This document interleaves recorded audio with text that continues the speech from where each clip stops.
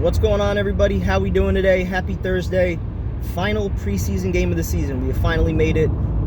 10 days away, Chad Pennington days away until the home opener against Buffalo. So I'm beyond fired up just to get away from all the ridiculous takes about, guys on the back end and, the kicker and all these other things that we've spent hours and hours and hours debating. I'm finally ready to see the starters, that the young core of this team, see what they could do on the field together, see what Darnold's going to do in year two, see what Le'Veon Bell's going to do when he's finally on the field. Tremaine Johnson, Marcus May, Osemele, Brian Winters, guys that have been out the last couple weeks. It looks like right now they should be on track to play week one. So just getting all these guys back and, minus Avery Williamson for the most part, the Jets are going to have a full roster going into week one. So I am beyond fired up to see that. Hopefully they don't do anything stupid tonight by playing, a bunch of starters. I know Gase hinted that they might do that. Aside from, whoever's going to replace Avery Williamson, whether it's Cashman or Neville Hewitt, I don't know why any starters would be out there. Even the offensive line, I know people want to get them chemistry before week one. I don't care. These guys are veterans. Let them figure it out week one, week two. Again, it's a 16-game season. There's no reason in Game 4 of the preseason to risk anybody else getting hurt. All right, we're on track to have most of these guys ready for week one. Let's keep it that way. All right, so looking at some of the back-end guys on the roster, the kicker especially also, I think that could be a big name to watch tonight with Bertolette. What does he do tonight? Can he make it two in a row? Because, he kicked well at MetLife in the third game of the preseason, hit a 56-yarder and I think a 48-yarder. So if he's able to do that again at MetLife Stadium, the stadium he'd be kicking at for, 8 games this season and, hopefully, knock on wood, 10 games, with a couple home playoff games in there, I could dream. If he could do it again tonight, maybe, just maybe, he secures his roster spot. I still would like to see them bring in a veteran personally. I know Matt Bryant's out there. He's a little bit older, but he's a guy that's done it consistently, for a long career. I've mentioned Mike Nugent, Jets' former second-round pick, get some value back out of that. So there's a lot of different ways I think that they could go. But again, if Bertolette could show up tonight, hit 3 or 4 field goals, and they want to go into week one with him on a short leash, I wouldn't go nuts about that. All right, so that's the kicking spot. Looking at the punter, just based off of what I've seen in camp, I'd have to say that Lachlan Edwards right now is the favorite to win the job. I know Dar is an Adam Gase guy, but Edwards, especially on the directional punts, getting them inside the 10 out of bounds, I think that's something that he's really improved upon in camp this year. So just based off of that alone, and also some of the hang time I've seen on his punts, I think he's probably the favorite right now. He's been the first punter up for a majority of the reps in preseason, so I think he's going to win that job. And then looking at some of the other ones that are a little bit more wide open, the backup quarterback position, I know a lot of people disagree on this one, but I'm going to say I still think Trevor Siemian, the veteran, is going to win the backup job. God forbid Sam Darnold goes down, for a couple games. You want a veteran who's started football games to be in there, and that's what Simeon's going to bring.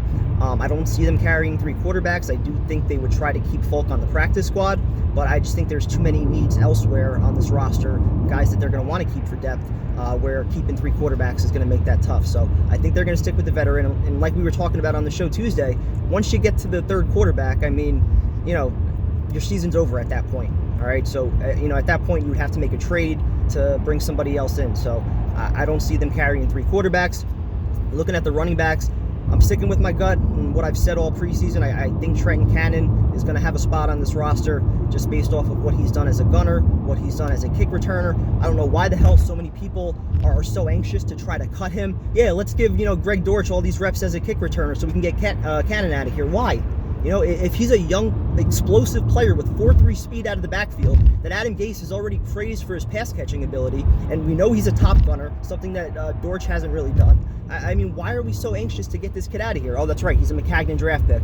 Shaq, there you go. There's the one thing that I said that's going to piss people off, whatever. Looking at some of the rest of the guys, Eli McGuire, I think tonight could be a big night for him. Especially, I don't think he's going to make the roster, but if he has a good game, maybe they could get something back. We know they just traded a 6th-round pick for the corner Hairston, and they traded the other conditional pick for Alex Lewis. So if you're able to maybe get a 6th or 7th rounder back for Eli McGuire, that would be great. I still don't see any way he can make the roster because, there's just too many needs elsewhere for them to, keep 5 running backs at this point. But I do think Cannon will make it. Looking at the receivers, sticking again with what I've said most of the preseason, beyond the top 3, I think it's going to be Bellamy, Burnett, and Greg Dortch. Dortch, what he's going to bring as a punt returner. Burnett is your top backup in the slot behind Crowder. And then, Bellamy, aside from just being a Gase guy, he is a solid special teamer. So I think they're going to want to roll with that. And, I don't think, a guy like Tim White or, anyone else has, done enough to, push any of those guys out. So, we'll see what happens tonight. I think those guys, will all get plenty of looks. So, maybe something could change there. But I don't really see the Jets exploring any, major names at wide receiver. I know a couple people last night brought up Alshon Jeffrey on Twitter. I don't personally see that because, let's just say all 4 guys are healthy. I mean, between Le'Veon Bell, those 4 receivers that you're going to have, and then Chris Herndon when he comes back, yes, it's nice to have a lot of weapons, but you also don't want to have too many where you're putting pressure on the young quarterback to make so many people happy. So, I think that's something that, I would stay away from. Let some of these younger guys develop behind the top 3 of Enunwa, Robbie Anderson, and Jamison Crowder. So, I think that's set there. O-line, that's the one position on offense where I think they could scour the waiver wire and some of the cuts. Just for a tackle. I think with Compton and Lewis, I think they're okay on guard. Plus Jonathan Harrison, he could back up there at guard as well as center. So I think they're good there. I don't really know what the timetable is on Brent Cavalli and when he might be back, but, I don't think there's any faith in him as a left tackle, maybe, backing up at right tackle. Same thing with Udoga, a guy that has, I think, long-term potential as a pass blocker, with quick feet and things like that. But, getting him in there in year 1, with your franchise quarterback behind him, I would try to avoid that at all costs. So if there is a veteran tackle option that shakes free, I think that Joe Douglas would be all over that. And then really quickly shifting to the defensive side of the ball because I'm almost at work. The D-line I think is going to be interesting because the top 4 I think are pretty much set with McClendon, Henry Anderson, Leo, and Quinnen. And then beyond that, I think Kafusi has done enough to secure his roster spot. So that's 5 now. And then most people seem to think we're only going to keep 6. I think we could keep 7. And that's where, Fatukasi, Shepard, I think those are the top 2 guys that would be up there. So we'll see what happens with that. Going to the linebackers, and this was something that we talked about a lot last night. I think Greg Williams is really going to try to scheme around the Avery Williamson injury as opposed to, making Neville Hewitt a full-time starter there. I think based off of the way that a lot of the reps were being handled early on in training camp, there was a good possibility that Cashman was going to be on the field anyway on, third downs or obvious passing downs. So, I think they're going to, look to get Cashman in there. They'll look to get Hewitt in there. They'll look to go with 4-man fronts, possibly 3 safety looks. So I hope Greg Williams is going to do a good job and scheme around that. I already mentioned, the stuff with Polite. I really wish he would use him to his skill set as a pass rusher. I know he wants to have complete players, but for a young pass rusher who does have that skill set, you might as well use it while we don't really have another guy who could do that. And I shouldn't say that. And I caught myself on the last video. I said, we don't have a 10-sack guy. And I was like, wait a minute. Jordan Jenkins has a good chance to be a 10-sack guy this year. I know he had 7 last year, and, still for some people that wasn't enough. I thought he made great progress last year, and, just looking at him in camp this year, he's trimmed the body fat down. So I think Jordan Jenkins could have a really big year, especially if, Quinnen and Leo are doing their thing in the middle.